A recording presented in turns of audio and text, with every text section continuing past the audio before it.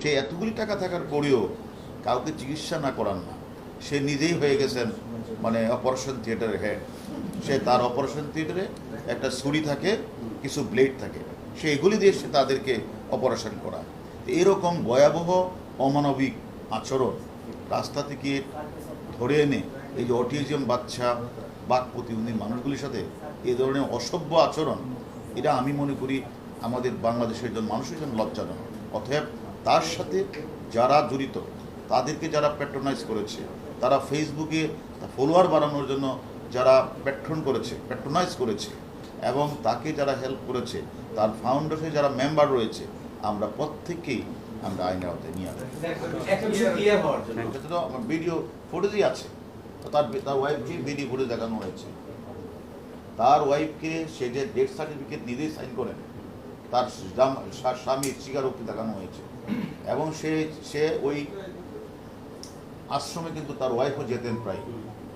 এবং এই অনিয়ম দেখার পরেও উনি কেন প্রতিবাদ করলেন না? উনি কেন থানাকে অবহিত করলেন না?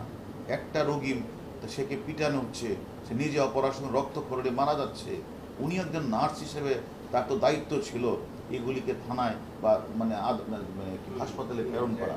উনি সে সাজেশনটা দিলেন কিনা, আর দিলে উনি থানায় গিয়েছেন কিনা, এগুলি তাকে আমরা জিজ্ঞাসা করেছি।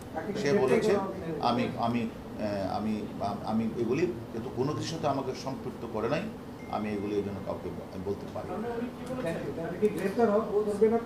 আরে আর কত দিনের পর দিন, রাতের পর রাত এইভাবে বিভিন্ন জায়গা থেকে কোটি কোটি টাকা সংগ্রহ করে আর্থমানবতার তথাকথিত সেবার নামে উনি টাকাগুলি আত্মসাৎ করেছেন, আর ওই রোগীগুলিকে দেখিয়ে টাকা ইনকাম করেছেন। অন্যদিকে সেবা তিনি দেন নাই, ডাক্তারের কাছে পাঠান নাই, সে নিজে একজন নার্স স্বীকার করেছে সেখানে যেতেন।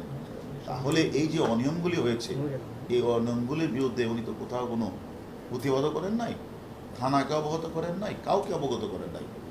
আমি তো মনে করি প্রাথমিক তাকে জিজ্ঞাসাবাদে আমার কাছে মনে হয়েছে তার জামাইয়ের হাজব্যান্ড তো তার হাজব্যান্ড যেই কাজগুলি করেছে সেখান থেকে উনি দায় এড়াতে পারেন না। উনি বলেছেন যে সেখানে উনি ফাউন্ডেশনের টাকা পয়সা যে আসা, এখানে যে যত কিছু রয়েছে কোনো কিছুতে তার নাম নেই।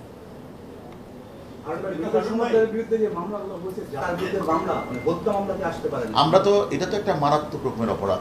এখানে সে মানুষগুলি মারা গেলেন, সে মানুষগুলি জানাজা হলো না, রাতের অন্ধকারে কবর দেওয়া হলো, আত্মীয় স্বজনকে জানানো হলো না, মিথ্যাভাবে তারা ডেথ সার্টিফিকেট সে নিজেই সিলসাপ্পর দিয়ে বানালেন এবং বানিয়ে এগুলি রেকর্ডে রাখলেন না, তার আত্মীয় স্বজনকে জানালেন না।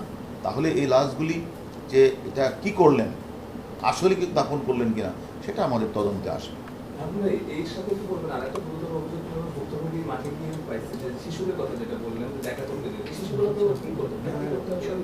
এটা আমরা এখন আমাদের একটু ধৈর্য ধরেন, আমাদের তদন্ত চলছে, আরও জিজ্ঞাসাবাদ করা হবে। আমি মনে করি এইরকম মিল্টন সমদ্দার বাংলাদেশে যদি আরও কিছু থেকে থাকে তথাকথিত মানবতার ফিওলার নামে এই ধরনের অপকর্ম করে থাকে, সে সম্পর্কে আমরা খোঁজ নিছি, কাউকে এ বিষয়ে কাউকে ছাড় দেওয়া হয়।